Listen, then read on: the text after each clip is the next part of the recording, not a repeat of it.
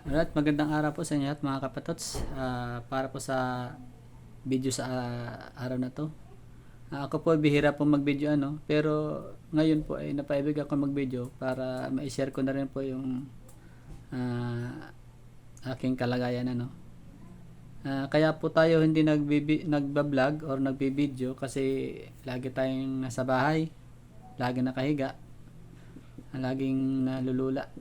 So gusto ko lang pong itanong sa inyo kung doon po kung halimbawa po may makapanood po na mga dalubhasa itatanong ko lang po kung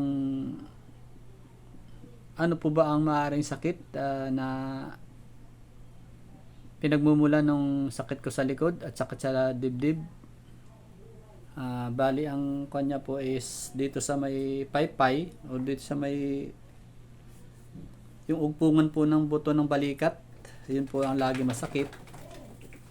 Tapos tumatago siya sa dibdib. Minsan umaabot po hanggang ulo, kaya po siguro ako nalulula.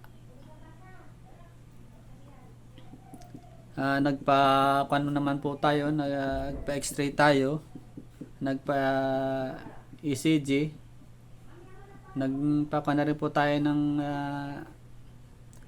nagpa-test tayo ng sample pero wala pong nakita. Negative po tayo dun sa sample. Tapos okay naman yung ECG at saka x-ray natin, pero yung sakit po na nararamdaman ko ay hindi nawala bali ko na to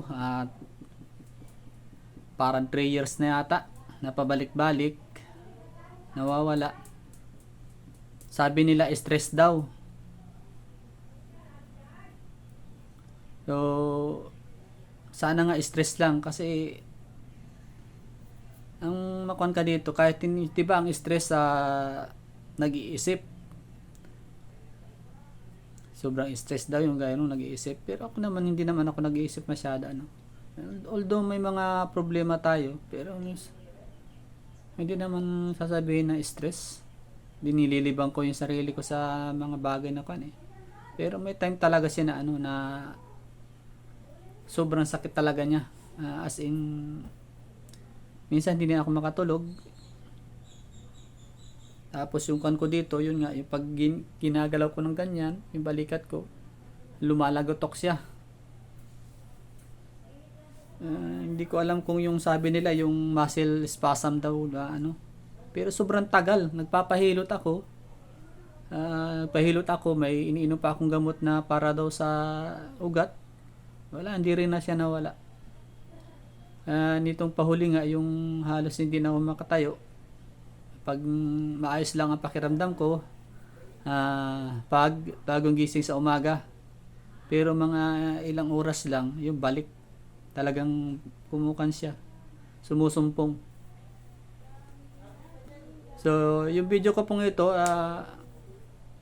bali tatanong ko po sa inyo kung nakaranas na rin kayo nito o ano po ang ginawa ninyo o pinanggamot ginawa para mawala. So, yun lang po. Maraming salamat po sa mga manonood. Kung halimbawa pong mapadaan po sa inyo mga wala paki-share naman po. Huwag nyo na po akong i-follow. Yung pag-share lang po para malay nyo po may makapanood na doktor o mga nakaranas ng ganitong pakiramdam ay makapag-comment po sila. Paki-comment na lang po dyan sa comment box para masunod po natin yung payo ninyo.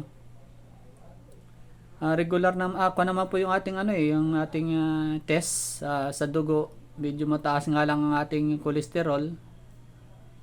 Hindi naman po siya kataasan. Yun lang po mataas yung cholesterol po. Matagal ko na po. Yung cholesterol ko po ay parang 6 years na mataas talaga siya. Pero hindi naman po siya mataas na asing mataas. Parang mahigit 20. Ang normal po yata ay hindi ko po kung 120 ba or 200. Basta normal naman po siyang kung tutusin. Kaya po ng exercise. Ang problema nga lang po, hindi tayo makapag-exercise kasi pag naglalakad tayo ng medyo malayo o napapagod, yun nga, sumusumpong siya. Ang sa pantaha ko po ay baka po sa puso. Ang sa puso po pala naman, yung ECG malalaman lang pag ikay na inatake na. O may tama yung puso mo, doon makikita. At saka sa 2D echo. Ay yun po ang sa pantaha ko, baka sa puso. Sana wag naman. So yun po, maraming salamat po sa inyong panonood. Sana po matulungan nyo po ako at matulungan ko rin po yung ibang nakakaranas ng ganitong sakit. Maraming salamat po. Ingat po kayo palagi. Iwasan po natin na huwag magkasakit. Napakahirap po. Ako po talaga sa totoo lang ay 3 taon na po ako na kagaganito. Pinagsasawaan na po ako ng asawa ko na alagaan. Akala lang niya parang nagdadrama lang ako. Pero hindi po nila alam, napakahirap po maging tambay na napakahabang panahon. Yung kitang-kita mo yung asawa mo at anak na kulang na kulang sa pinansyal. Pero wala ka po magawa. Kasi gustuhin mo man po magtrabaho, hindi mo po magagawa. Kaunting tayo nyo lang po para kayong babagsak na lulang-lula. Ayun po. Yun lang po. Hindi ko na po pakakahabaan kasi baka wala nang pumanood. Pero sana po panoorin nyo po hanggang dulo. Maraming po salamat. Ingat po kayo palagi.